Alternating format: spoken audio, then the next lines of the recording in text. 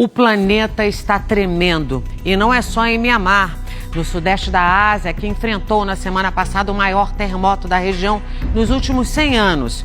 Os especialistas afirmam que a qualquer momento novos maremotos e megaterremotos podem acontecer em diferentes partes do mundo.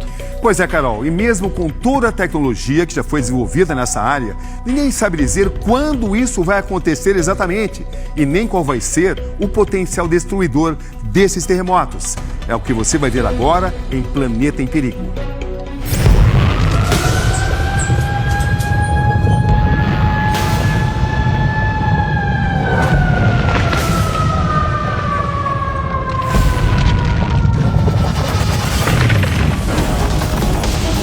A Terra treme de novo e mais uma vez.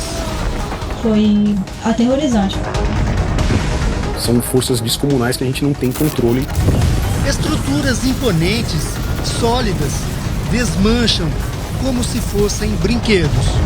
Quando a gente saiu, conseguiu descer os 5 lances de escada, a gente ouvia muito barulho do prédio. Eu não sei se as ferragens do prédio, o que tava. Era um barulho muito estranho, assim, como se tivesse tudo caindo.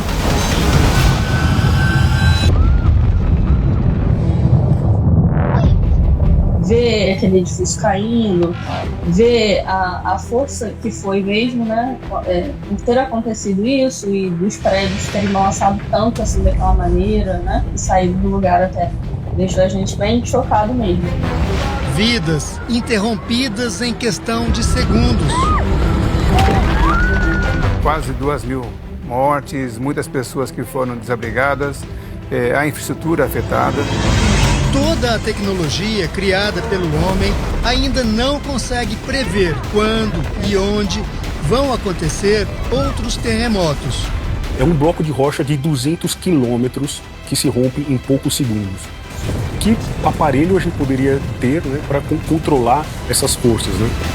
E os especialistas alertam, o próximo não vai demorar. É o planeta em perigo.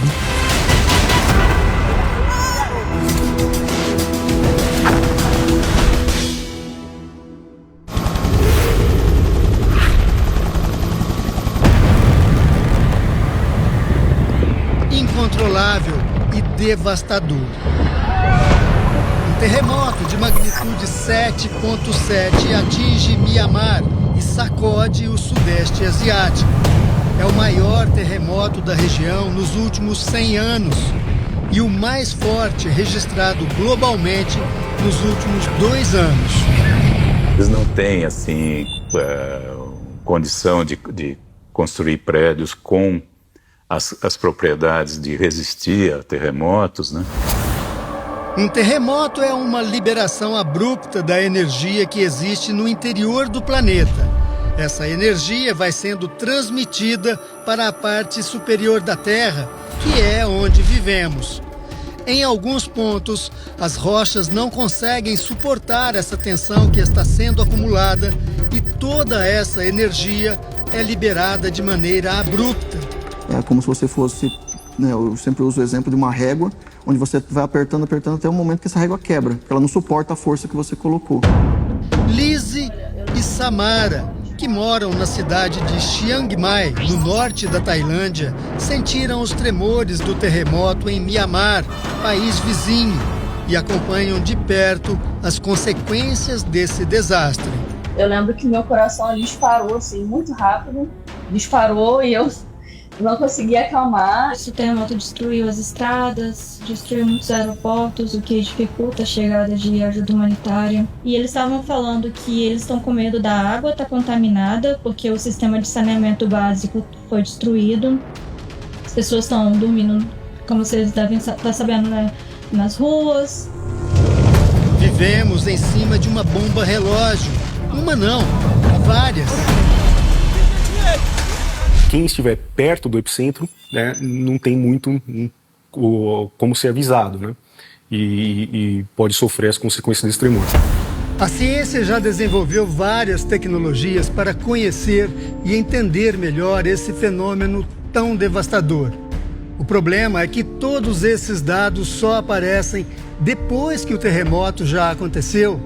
Além disso, não é possível prever com precisão quando e qual será o potencial destruidor do próximo terremoto. A gente está falando de grandes extensões, né, que estão no substrato da Terra, muito profundo. O maior furo que o ser humano já conseguiu fazer no planeta teve 13 quilômetros, que não é nada. Mas as estimativas alertam: o mundo vai sofrer com mega terremotos nos próximos anos. A cada 100 anos acontece um grande terremoto. E nesse momento, né, pode ser que aconteça um outro no Japão.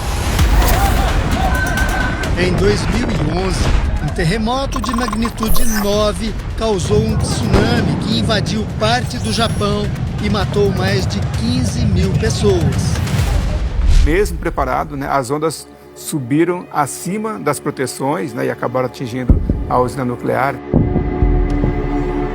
Em um futuro próximo, especialistas apontam que um novo abalo sísmico, também de magnitude 9, deve causar o colapso de centenas de edifícios e matar até 300 mil pessoas. É próximo no litoral do Japão, né? Provavelmente teríamos aí um tsunami também, né? As estimativas algo acima de 20, 25 metros de altura do tsunami. No Japão, a repórter Silvia Kikuchi entrou em um simulador que mostra a força desse tipo de abalo. Uau!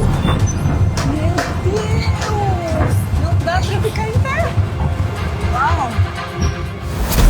Mas o Japão não é o único país que tem medo de um grande tremor. Na costa oeste dos Estados Unidos, milhões de americanos aguardam o The Big One, ou o Grande, um terremoto como nunca antes visto. É uma região bastante populosa, ela com certeza vai sofrer os impactos. Quando a terra treme, a vibração do solo é captada por um equipamento chamado sismômetro. Eles estão espalhados em vários pontos ao redor do mundo. Se a gente acompanhar essa estação aqui que estava na Ásia, a gente tem a movimentação do chão nesses minutos que precedem o evento, que a gente chama de ruído ambiente da Terra, e no momento que acontece um terremoto, né, que essa onda chega nessa estação, nesse sensor, a gente consegue ver que as amplitudes aumentam bastante e vibram por alguns segundos.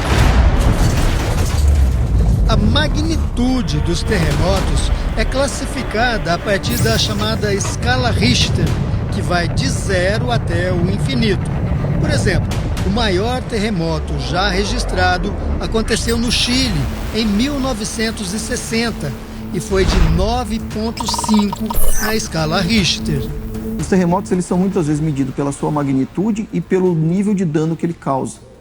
A escala Richter é uma das escalas que foram definidas para poder medir os terremotos.